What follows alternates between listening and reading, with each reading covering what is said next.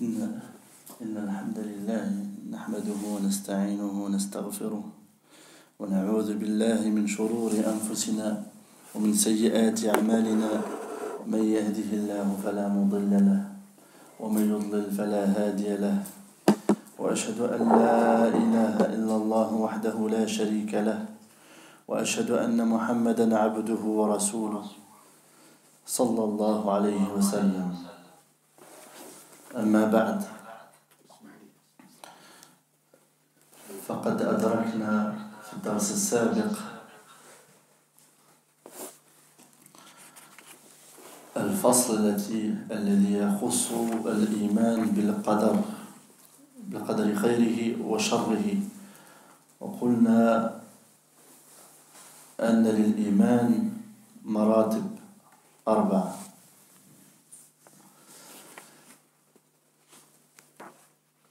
يعني العلم والكتابة والمشيئة والخلق. وقلنا أن للإنسان مشيئة، ولكنها يعني ليست مستقلة، يعني أن الإنسان يعني يفعل ما يشاء في ملك الله عز وجل، فهي تحت مشيئة الله عز وجل، كما قال الله تعالى: وما تشاءون إلا أن يشاء الله رب العالمين. Donc nous avons vu les 4 degrés du destin. Donc nous sommes arrivés au dernier pilier de la foi, qui est la foi au destin bon et mauvais, ou mauvais. Et nous avons vu les 4 piliers du destin que sont le ilm, la science, c'est-à-dire qu'Allah subhanahu wa ta'ala sait tout. Il a une science parfaite, c'est-à-dire qu'il sait tout ce qui s'est passé, tout ce qui se passe, tout ce qui se passera, tout ce qui ne s'est pas passé, s'il aurait eu lieu, tout ce qui ne se passera pas, s'il avait eu lieu, comment il se passera. Et donc nous avons vu le deuxième degré, Al-Kitab, c'est Allah subhanahu wa ta'ala, toute cette science, et donc il a écrit dans Al-Lawh al-Mahfouz, la table gardée, tout ce qui se passera jusqu'à le jour de la résurrection. Et les savants disent que celui qui renie ces 2 premiers piliers, ces 2 premiers degrés, il n'est pas musulman. C'est le cas des Qadariya, Al-Nufat, les Qadarites qui renient le destin, qui disent la Qadar, il n'y a pas de destin. Et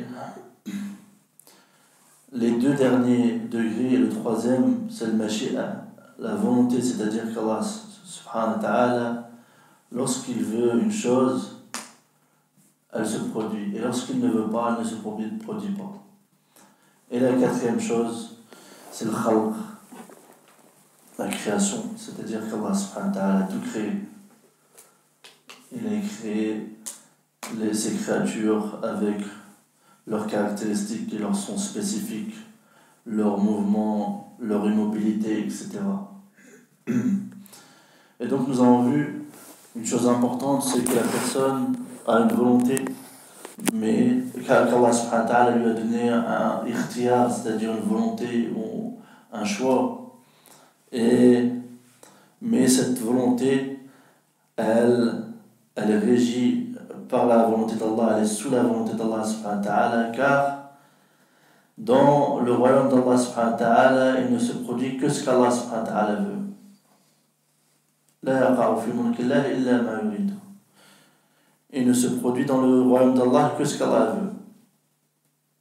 Allah subhanahu wa ta'ala dit: liman sha'a minkum an yastaqim wa ma tasha'una illa an yasha Allah rabbul alamin. Pour celui qui veut qu'il se place dans la droiture, c'est-à-dire qu'Allah subhanahu wa ta'ala lui a donné le choix. Il a un choix. Celui qui le veut, qu'il se tienne droit dans la droiture. Mais vous ne saurez vouloir que si Allah, le Seigneur de l'univers, le veut. Et donc les gens de la sunna et du groupe, ils sont dans le juste milieu. Entre le qadariya qui disent que la personne, que la personne, lorsqu'elle veut une chose, sa volonté est indépendante de la volonté d'Allah. Ça veut dire qu'il fait ce qu'il veut dans le royaume d'Allah Azzawajal.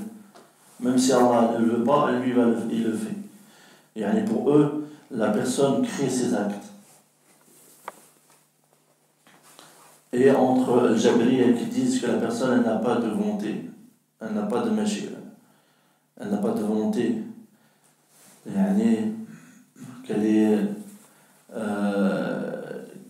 que lorsque par exemple elle fait des péchés, elle est poussée à faire ces péchés-là. Elle n'a pas de volonté pour eux. Et donc on avait réfuté, et on continue dans la réfutation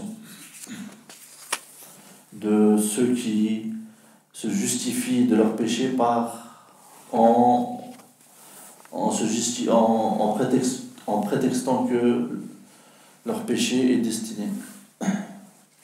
En prétextant que ceci est destin, fait partie du destin. C'est clair.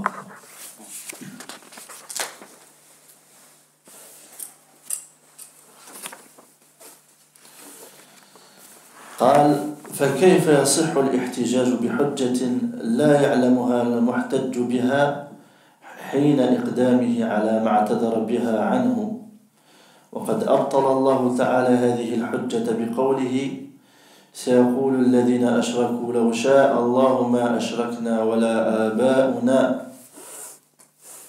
ولا حرمنا من شيء كذلك كذب الذين من قبلهم حتى ذاقوا بأسنا قل هل عندكم من علم فتخرجوه لنا إن تتبعون إلا الظن وإن أنتم إلا تخرصون.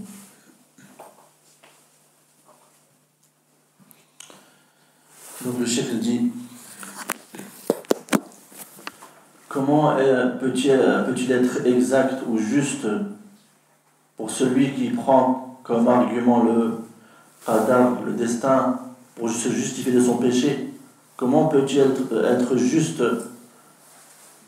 de prendre le qadar comme excuse pour justifier de son acte, alors qu'avant de s'y adonner, avant de pécher, il ne savait pas ce qui lui était destiné.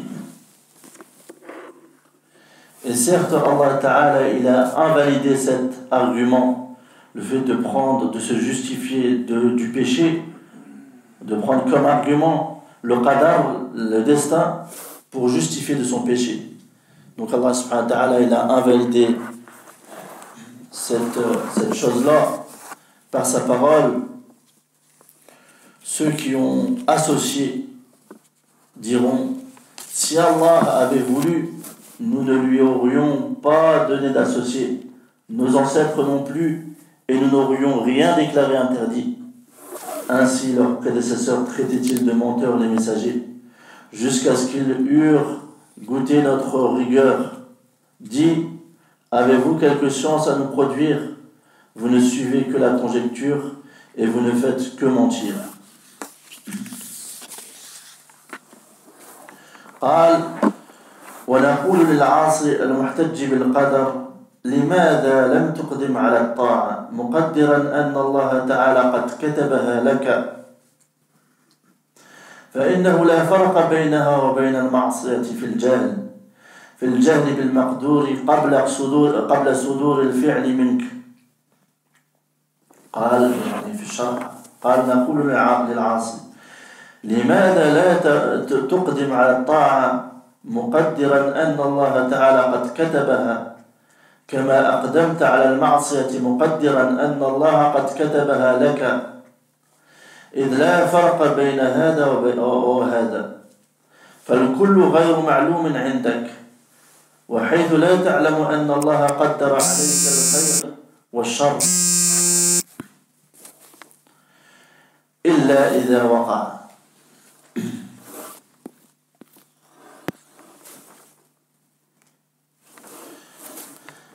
Et donc le cheikh dit, et nous disons aux pécheurs au désobéissant qui prend comme argument pour justifier de son péché le destin, il prend comme argument le destin, il dit ceci m'a été destiné de faire le péché. Il dit, cher, pourquoi ne se tourne-t-il pas vers l'obéissance en disant que cela est une chose qu'Allah a destinée? Car il n'y a pas de différence entre cela. Il n'y a pas de différence entre cela et entre le fait de commettre la désobéissance tout en ignorant ce qui est destiné avant l'accomplissement de l'acte. Donc il dit, le cheikh en fait, dans l'explication, il dit, nous disons à celui qui désobéit,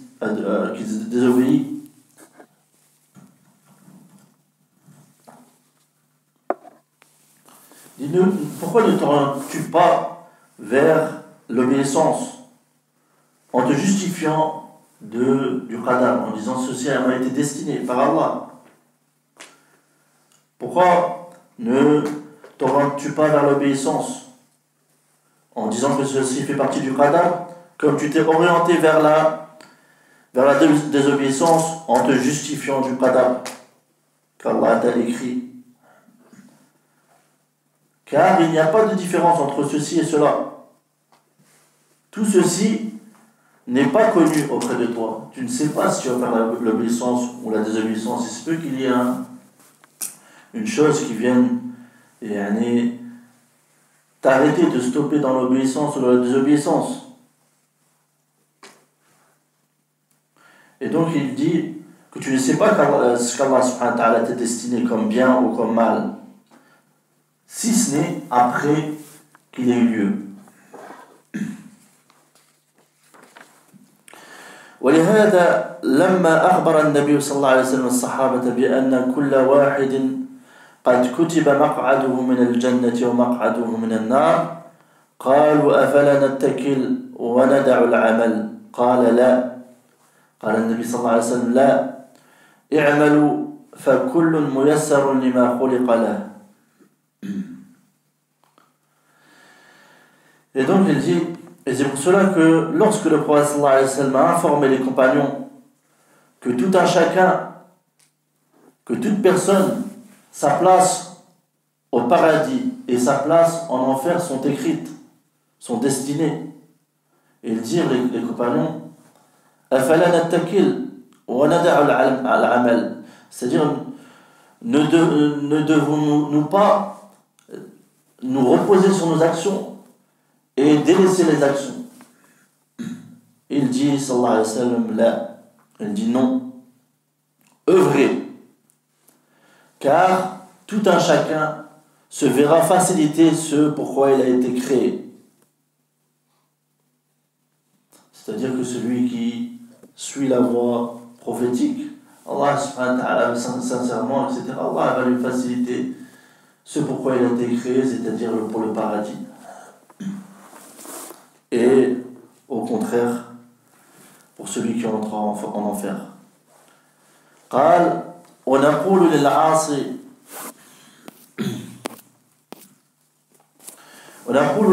المحتج بالقدر لو كنت تريد السفر لمكة وكان لها طريقان أخبرك الصادق أن أحدهما مخوف صعب والثاني آمن سهل فإنك ستسلك الثاني ولا يمكن أن تسلك الأول وتقول إنه مقدر علي ولو فعلت لعدك الناس في قسم المجانين. Il dit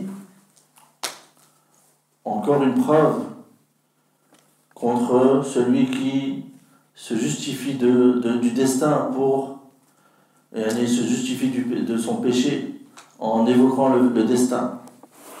Il dit, si tu veux faire un voyage à la Mecque et qu'il y a deux voies, deux chemins, et qu'une personne de confiance t'informe que l'une de ces deux voies est terrifiante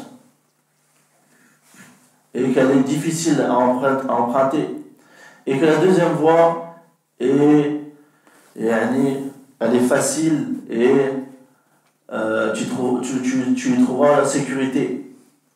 Alors il dit, tu emprunteras la deuxième voie, le deuxième chemin. Et il est impossible que tu empruntes la première et que tu dises que ceci m'a été destiné. Et si tu fais cela, alors les gens vont te compter parmi les fous. Ceci encore est une preuve sur le fait que il est invalide, il n'est pas autorisé de se justifier du qadar, de justifier un péché en évoquant le qadar, en argumentant que ceci a été destiné par Allah. ونقول له أيضا لو عرض عليك وظيفتان إحداهما ذات مرتب أكثر فإنك سوف تعمل فيها دون الناقصة فكيف تختار لنفسك في عمل الآخرة ما هو الأدنى ثم تحتج بالقدر. Et donc, encore une autre preuve qui vient annuler, invalider cette chose que les gens des péchés que les désobéissants font, c'est-à-dire qu'ils se justifient de leurs péchés en évoquant le qadar. Il dit, et nous disons aussi, si on te propose deux emplois, l'un qui est doté d'une plus grande paye, alors il dit que tu ne prendras pas l'emploi qui a le moins, qui a un salaire moindre. Et il dit, alors comment peux-tu choisir pour ta propre personne, pour ton âme, au niveau des œuvres de l'akhira, de l'au-delà, ce qui est le plus bas ou le plus vil, ou les mauvaises œuvres, et puis qu'ensuite, comment peux-tu choisir les mauvaises œuvres pour ton au-delà, et puis ensuite argumenter ou te justifier par le destin en disant que ceci a été destiné. قال ونقول له أيضا نراك إذا أصبت بمرض جسمي طرقت باب كل طبيب لعلاجك وصبرت على ما ينالك من ألم عملية الجراحة وعلى مرارة الدواء فلماذا لا تفعل مثل ذلك في مرض قلبك بالمعاصي؟ قال فلماذا لا تفعل مثل ذلك في مرض قلبك بالمعاصي؟ هذا وجه جيد. قال فهؤلاء المترفون إذا أصيب أحدهم بالزكام مثلا تجد أنه ترتعش جلوده خوفا من الموت ويطلب كل طبيب يداويه من هذا المرض لكن مرض القلب لا يبالي به فمرض القلب الذي أظلم قلبه بآثامه ومعاصيه لا يهتم به ولا يذهب إلى عالم ويقول علمني كيف أصلي كيف أزكي كيف أصوم ولا يذهب لرجل عابد يجلس معه ساعة يزداد قلبه رقة وخشوعا ولهذا كان بعض السلف إذا لقي أخاه يقول يا فلان اجلس بنا نؤمن ساعة نتذاكر أمر الآخرة أمر الجزاء أمر الأعمال هل نحن مفرطون هل نحن مستقيمون وما أشبه ذلك تجده ولا يحاول هذا أبدا لكن في أمراض الأجسام يكون كالبرق في السبق إليه يطلب كل طبيب من أجل أن يعالجه وينظر ما فيه. Donc il dit le cheikh, et nous disons également, nous voyons que si tu es touché par une maladie dans ton corps, tu vas toquer à la porte de tout médecin afin qu'il te soigne. Et tu vas patienter sur ce que tu vas patienter sur les douleurs de l'opération et aussi sur l'amertume des médicaments. Et il dit donc le cheikh, alors pourquoi ne fais-tu pas la même chose lorsque tu as une maladie au cœur, la maladie au cœur qui te touche à cause des péchés? Et il dit que ceci, dans son explication, il dit que ceci est un bon exemple, une bonne directive. Il dit que c'est ces personnes-là qui se justifient de leur péché, qui justifient leur péché par leur qadar. Si l'un d'entre eux est touché par un rhume, par exemple, tu verras que sa peau tremblera par peur de la mort. Et il ira rechercher tout médecin afin qu'il le soigne de cette maladie. Mais en ce qui concerne la maladie du cœur, il n'en tient pas compte. Alors que la maladie du cœur, qui a fait sombrer son cœur dans les ténèbres à cause de ses péchés et ses désobéissances, il n'en tient pas compte, il ne donne pas d'importance à cela. Et il ne se rend pas chez un savant en lui disant « Enseigne-moi comment je prie, comment je dois prier, enseigne-moi comment je dois zaki, c'est-à-dire comment je dois sortir la zakat, et comment je jeûne. » Et il ne va pas chez une personne, un adorateur, une personne dévouée. Il ne va pas vers lui pour s'asseoir avec lui un moment, afin que sa foi, afin que son cœur ait davantage de douceur et d'humilité. Et il dit que c'est pour cela que certains parmi les salafs, lorsqu'ils rencontraient son frère, ils disaient « Oh, un tel, assis-toi pour nous, afin que nous croyions un moment. » C'est-à-dire que notre foi augmente. C'est-à-dire que afin de se rappeler les affaires de l'au-delà et les choses relatives à la rétribution et les choses relatives aux œuvres. Est-ce que nous avons des manquements, ou est-ce que nous sommes dans la droiture, et tout ce qui y ressemble. Donc il n'essaie pas de faire ceci, jamais. Il n'essaie pas de soigner son cœur, de donner de l'importance à son cœur. Mais en ce qui concerne les maladies du corps, il est comme l'éclair. Il est le premier. Il va chercher tout médecin afin qu'il puisse le soigner et qu'il puisse l'ausculter. قال ونؤمن بأن الشر لا ينسب إلى الله تعالى لكمال رحمته وحكمته. قال النبي صلى الله عليه وسلم والشر ليس إليك، رواه مسلم. فنفس قضاء الله تعالى ليس فيه شر أبدا، لأنه صادر عن رحمة وحكمة.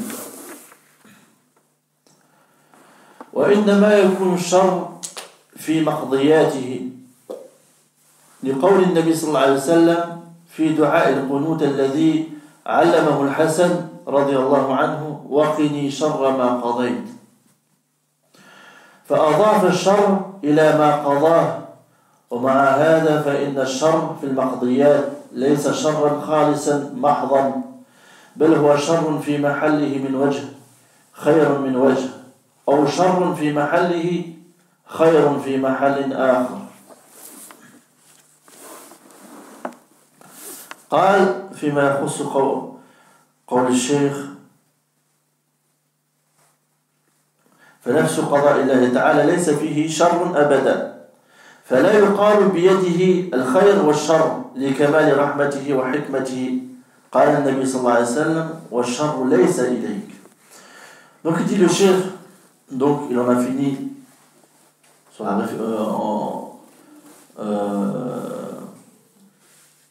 dans ce qui est la réfutation de ceux qui désobéissent à Allah subhanahu wa ta'ala et disent que ceci est destiné. Et ils justifient leur péché en prétextant, en évoquant le qadar. Donc il dit, et nous croyons que le mal n'est pas attribué à Allah ta'ala, il n'est pas affilié à lui. Ceci de par sa miséricorde parfaite et sa sagesse parfaite. Et le prophète sallallahu alayhi wa sallam a dit « Wa sharru laysa ilayk » le mal ne t'est pas attribué. Et le hadith a été rapporté par Muslim. Et donc il dit le cheikh que le décret d'Allah subhanahu wa ta'ala en lui-même, il n'y a aucun mal dans ce décret. Il n'y a jamais de mal dans ce décret. Pourquoi? Car il émane ce décret d'une miséricorde de la part d'Allah subhanahu wa ta'ala et d'une sagesse de la part d'Allah subhanahu wa ta'ala.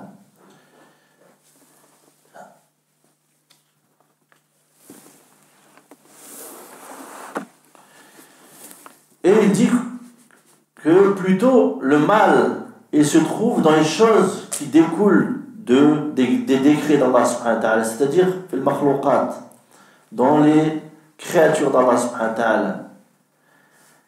Et donc le mal, il est dans les choses qui découlent de ces décrets. Ceci, de par la parole du prophète sallallahu alayhi wa sallam dans l'invocation du qunut qu'il a enseigné à Al-Hassan radiyallahu anhu, waqini sharra ma qadayt, c'est-à-dire épargne-moi du mal de ce que tu as décrété. Et donc Allah subhanahu wa ta'ala, il a joint le mal à ce qu'il a décrété. Et malgré cela, ce n'est pas un mal. Le mal, il est dans ce qui découle de ces décrets. Et ce n'est pas un mal pur. Mais c'est plutôt un mal, fi mahallihi min wajh, c'est-à-dire qui a son bon emplacement. Et d'un point de vue, c'est un mal, et d'un autre point de vue, c'est un bien. Donc il va expliquer le cheikh. Ou bien c'est un mal à son bon emplacement, et un bien dans un autre emplacement.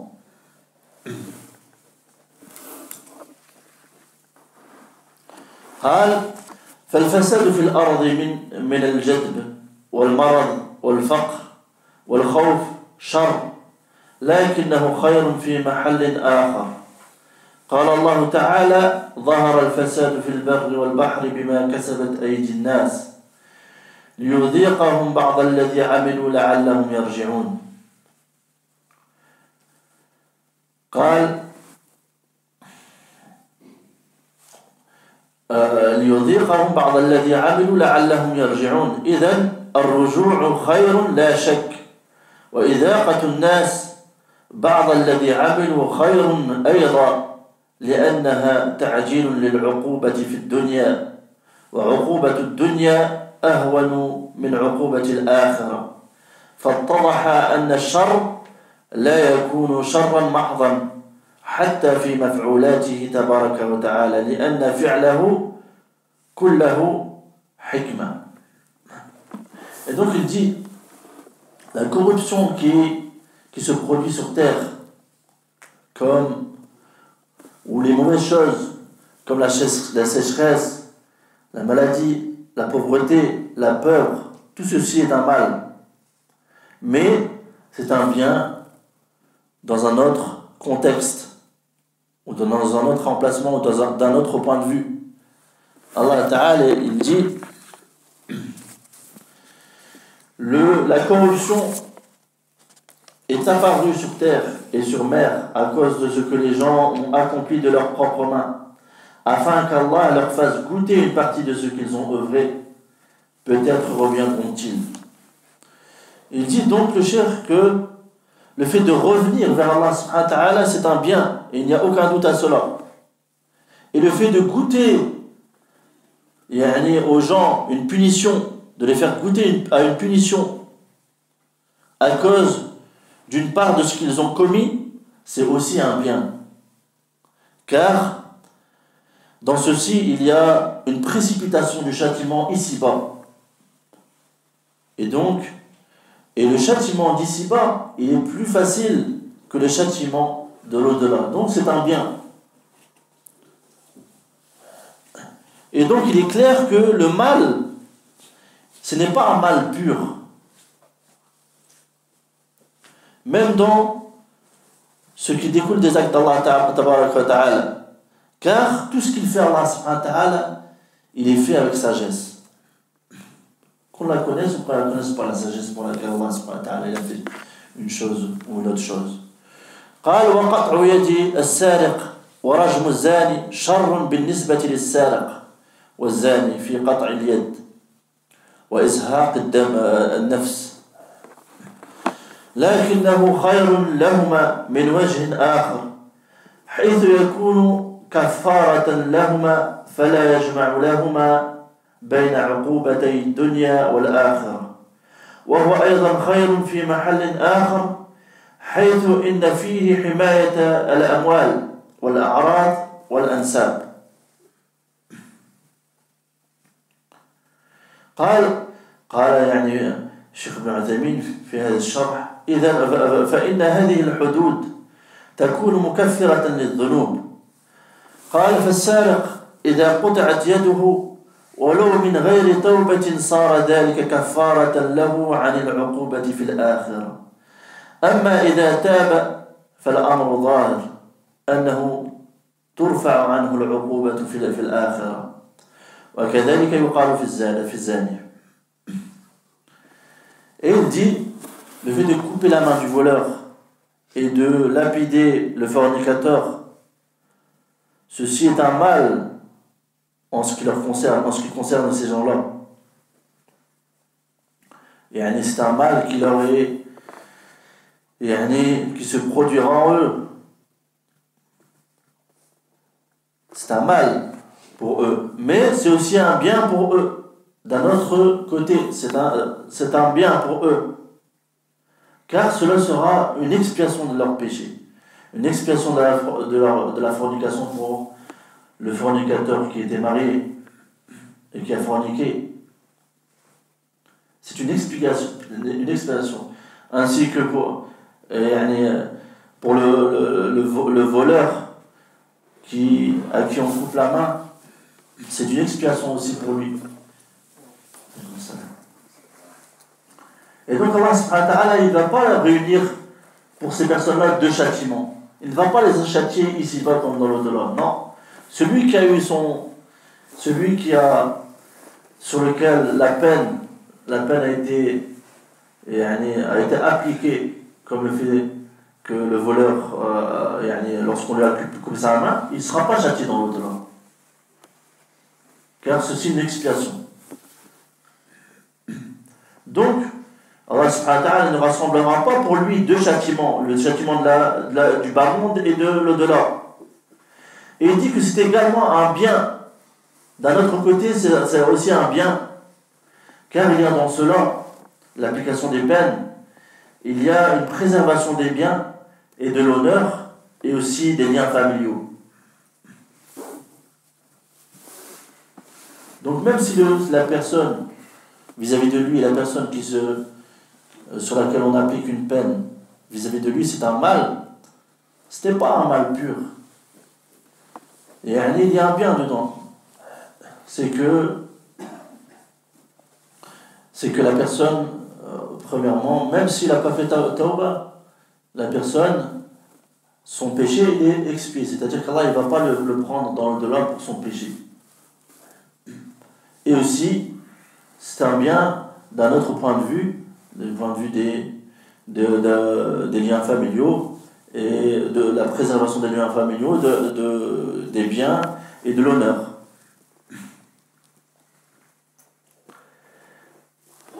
Et donc, ceci est une expiation. C'est-à-dire, même s'il n'a pas fait la tawbah, si la peine capitale, la peine a été a été appliquée sur lui, il ne sera pas pris pour son péché. Son péché est expié, même s'il n'a pas fait la tawbah, car il a subi le châtiment de la dunya, du bas monde. Et donc il ne sera pas pris pour son péché dans l'au-delà. انتهى الكلام على الأصول الستة وهي الإيمان بالله وملائكته وكتبه ورسله واليوم الآخر والقدر خيره وشره وهذه هي أصول الإيمان التي بنى أهل السنة والجماعة إيمانهم عليها. Donc il dit le cheikh que les paroles au sujet des 6 fondements de la foi est terminé. Les 6 fondements de la foi qui sont la foi en Allah, en ses anges, en ses livres, en ses messagers, au jour dernier et au destin bon et mauvais. Et il dit que ce sont les fondements de la foi sur lesquels les gens de la sunna et du groupe ont bâti leur foi. Et donc on passe à la dernière partie.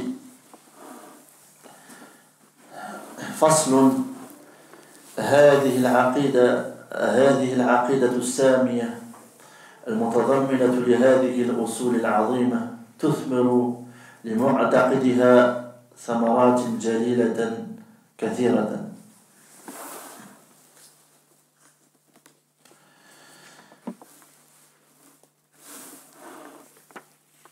فالإيمان بالله تعالى وأسمائه وصفاته يثمر للعبد محبة الله وتعظيمه الموجبين للقيام بأمره واجتناب نهيه.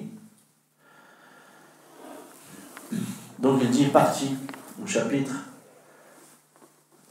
هذه العقيدة السامية أي العالية, cette aqida, cette croyance élevée qui implique ces fondements énormes, il en résulte de cette croyance, pour celui qui croit à ces piliers de la foi, il en résulte des résultats ou des fruits abondants.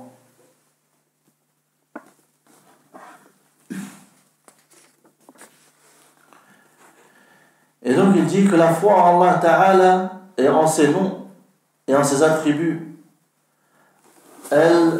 il en résulte pour le serviteur qu'il aimera Allah subhanahu wa ta'ala. Il en résulte al-mahabba, c'est-à-dire il en résulte l'amour d'Allah Ta'ala. Parmi les fruits de cette foi, c'est que le serviteur aimera Allah Ta'ala et il le vénérera.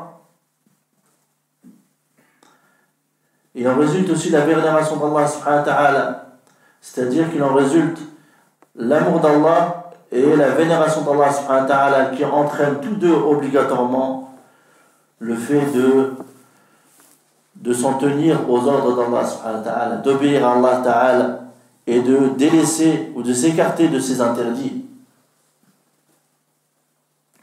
والقيام بأمر الله تعالى واجتناب نهيه يحصل بهما كمال السعادة في الدنيا والآخرة للفرد والمجتمع.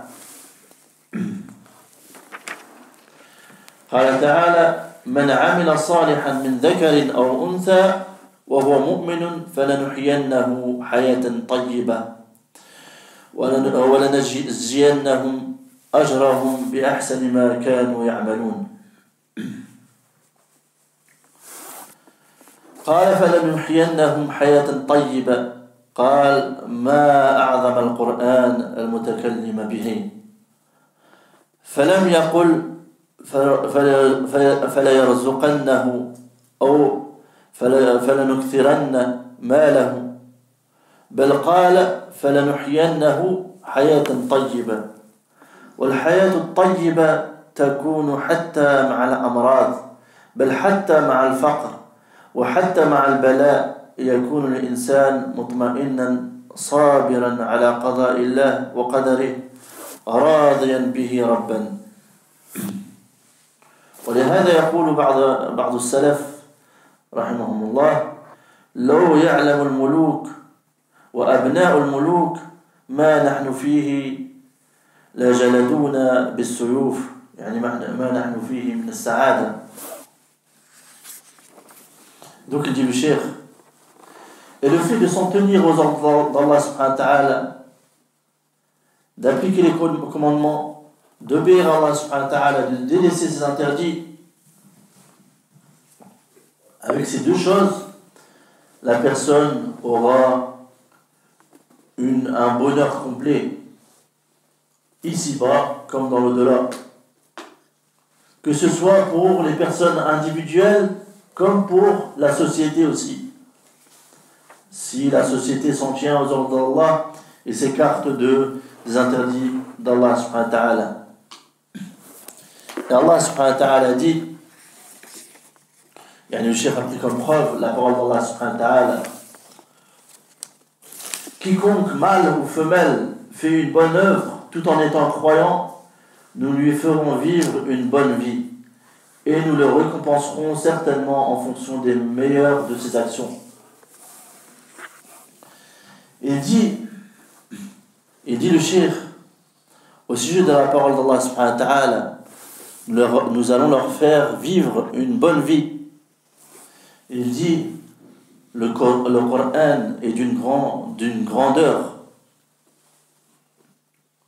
Il dit qu'Allah subhanahu wa ta'ala, il n'a pas dit nous allons leur accorder la subsistance ou nous allons multiplier leurs biens. Non, il a dit nous allons les faire vivre une bonne vie. Et il dit que la bonne vie, elle a lieu même si la personne elle est malade, même avec la pauvreté, même si la personne est dans la calamité, dans les calamités. La personne, elle sera apaisée, elle sera patiente sur les décrets d'Allah et sur ce qu'il a destiné, et elle agréera son Seigneur en tant que Seigneur. Et c'est pour cela que certains salafs, ils disaient, rahimahumullah, si les rois et les fils, les enfants des rois savaient ce sur quoi nous sommes comme bonheur, le bonheur dans lequel nous sommes, alors ils nous auraient combattus avec des épées.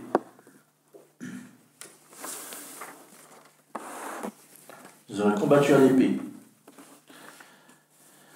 قال ومن ثمرات الإيمان بالملائكة أولا العلم بعظمة خالقهم تبارك وتعالى وقوته وسلطانه.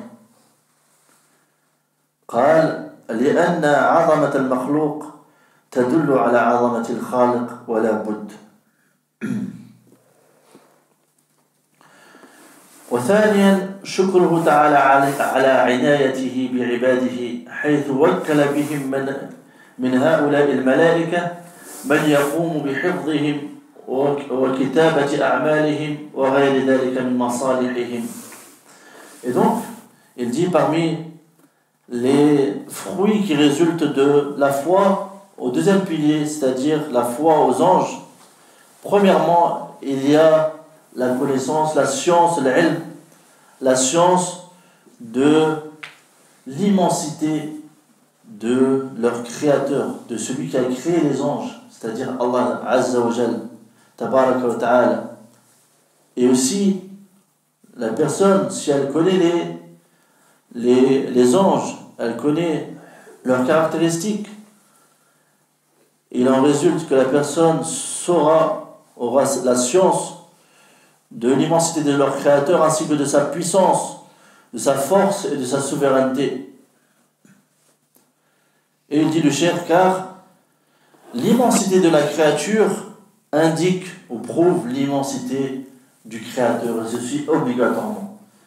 Ceci prouve obligatoirement l'immensité du créateur. Et donc ça c'était premièrement. Et deuxièmement, parmi les fruits de la croyance, de la foi aux anges, c'est de remercier Allah Ta'ala, de prendre soin de nous, de prendre soin de ses serviteurs. Car Allah subhanahu wa ta'ala, il a chargé pour chacun de ses serviteurs des anges qui le protègent et qui aussi écrivent leurs œuvres et d'autres choses qui est dans leur intérêt. وقال الشيخ ابن عثيمين يعني في شرح هذه الرسالة قال تعالى الذين يحملون العرش ومن حوله معطوفة على الذين يعني والذين حوله يسبحون بحمد ربهم ويؤمنون به ويستغفرون للذين آمنوا ربنا وسعت كل شيء رحمة وعلما فاغفر للذين تابوا واتبعوا سبيلك وقهم عذاب الجحيم ربنا وأدخلهم جنات عدن التي وعدتهم ومن صلح من آبائهم وأزواجهم وذريتهم إنك أنت العزيز الحكيم وقهم السيئات. دعاء عظيم جدا كل يوم بل كل ساعة بل كل لحظة وهم المقربون عند الله فالذين يحملون العرش ومن حول العرش ممن لا يحمله هذه وظيفتهم فهذه عناية من الله بنا أن سخر لنا هؤلاء الملائكة المقربين بهذا الدعاء العظيم. وأيضا هناك ملائكة يحفظوننا قال تعالى له معقبات من بين يديه ومن خلفه يحفظونه من أمر الله جنود مغيبون عنك يحفظونك من بين يديك من بين أيديك ومن خلفك بأمر الله عز وجل وهذه من العناية التامة بالعباد ولله الحمد. Et donc il dit, le cheikh,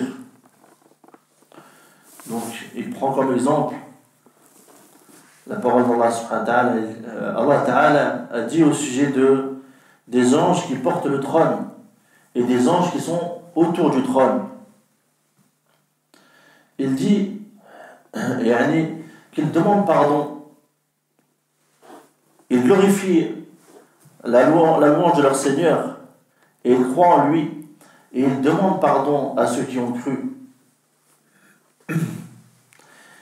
Et donc il dit ils demandent pardon à ceux qui ont cru et ils demandent à Allah subhanahu wa ta'ala de les préserver de l'enfer et ils demandent à Allah subhanahu wa ta'ala de nous faire entrer au paradis.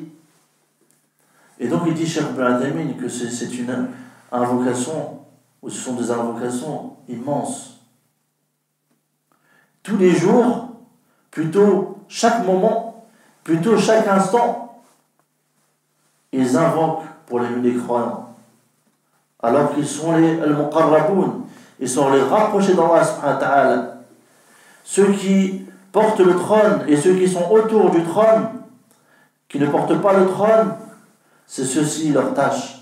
C'est-à-dire de demander à Allah subhanahu wa ta'ala qu'il nous pardonne, qu'il nous fasse entrer au paradis, qu'il nous écarte de l'enfer. Et il dit que ceci prouve qu'Allah subhanahu wa ta'ala prend soin de nous. Car il a assujetti pour nous ces anges-là qui sont rapprochés de lui en leur ordonnant d'invoquer par ces paroles. Et il dit qu'il y a également des anges qui nous protègent par la permission d'Allah. Allah Ta'ala a dit c'est-à-dire l'homme, à part devant lui et derrière lui des anges qui se relaient et qui veillent sur lui par ordre d'Allah. Ce sont des armées d'Allah subhanahu wa ta'ala que nous ne voyons pas et qui te protègent de devant et de derrière. Un ange devant ou des anges ou un ange ou des anges, Allah alam, derrière toi et devant toi. Et il dit que ceci fait partie des choses qui montrent qu'Allah prend soin de nous de la manière la plus complète. Il prend soin de ses serviteurs de la manière la plus complète. Et la louange est à Allah. ثالثا محبة الملائكة على ما قاموا به من عبادة الله تعالى على الوجه الأكمل واستغفارهم للمؤمنين. Et troisièmement, la foi aux anges, il en résulte, parmi les fruits de cette foi, c'est qu'il en résulte l'amour des anges pour ce qu'ils font comme adoration pour Allah Azza wa Jalla. Ils adorent Allah subhanahu wa ta'ala sans se lasser. Et ils adorent Allah subhanahu wa ta'ala de la manière la plus parfaite. Et aussi pour leur demande de pardon pour les croyants. En fait, la semaine prochaine, ça sera le dernier cours, Inch'Allah. C'est soit que je continue un peu, et la semaine prochaine, on finira le livre et on prendra un nouveau livre. Soit je laisse et je finirai la prochaine séance, ça sera la fin du livre. Et pour le prochain livre, ça sera dans 2 semaines. Comment on fait? Deuxième proposition. Donc ça s'arrête là, Inch'Allah. Commencez le livre directement, nouveau cours. C'est mieux, سبحانك اللهم وبحمدك أشهد أن لا إله إلا أنت أستغفرك وأتوب إليك.